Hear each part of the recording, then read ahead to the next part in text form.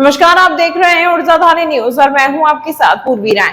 सिंगरौली की हृदय स्थली में जहां प्रकृति अपने अनुपम सौंदर्य का प्रदर्शन करती है, वहीं कुछ ऐसे सीमांतवासी भी हैं जो वर्षों से शासकीय वन अथवा अनुबंध की भूमि पर अपने सपनों के नींव बनाए हुए हैं। आज जब विस्थापन की प्रक्रिया उनके जीवन में एक अनपेक्षित बाढ़ बनकर आई है, तो उनके हृदय वेदना से भरे हुए हैं।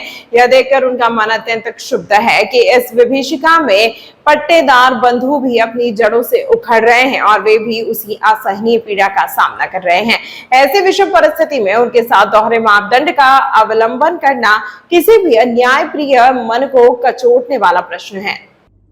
अतः इन वर्षों से अपनी भूमि और आवासों से अटूट बंधन बनाए रखने वाले नागरिकों ने नादर्न कोलफील्ड्स लिमिटेड के अध्यक्ष सह प्रबंध निदेशक के समक्ष अपनी न्यायोचित मांगों का करुण निवेदन प्रस्तुत किया है। उनकी यह विनम्र प्रार्थना विस्थापन की प्रक्रिया के आरंभ होने से पूर्व उनके मानवीय अधिकारों और भविष्य की सुरक्षा के लिए सहानुभूति विचार की अपेक्षा रखती है। उनकी प्रमुख मांग यह है कि उन्हें भी विस्थापित मानते हुए पट्टेदारों के समान ही सभी प्रकार के लाभ प्रदान किए जाएं।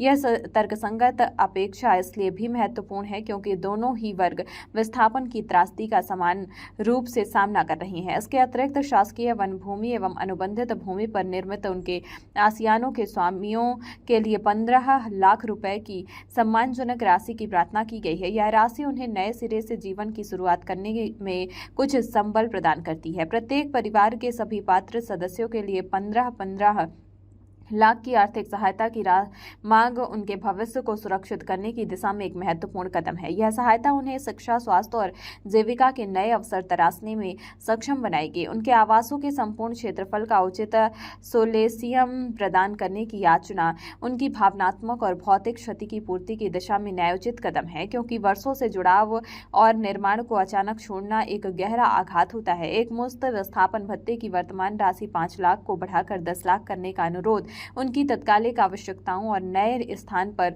जीवन को पुनः स्थापित करने की चुनौतियों को ध्यान में रखते हुए किया गया है। पुनर्वास स्थल के विकल्प के स्थान पर शासकीय वन भूमि अथवा अनुबंधित भूमि पर आवासित परिवारों को कम से कम 15 लाख की आर्थिक सहायता प्रदान करने का सुझाव इसलिए महत्वपूर्ण है क्योंकि यह उन्हें अपनी पसंद के अनुसार नए आवास की व्यवस्था करने की स्वतंत्रता प्रदान करेगा।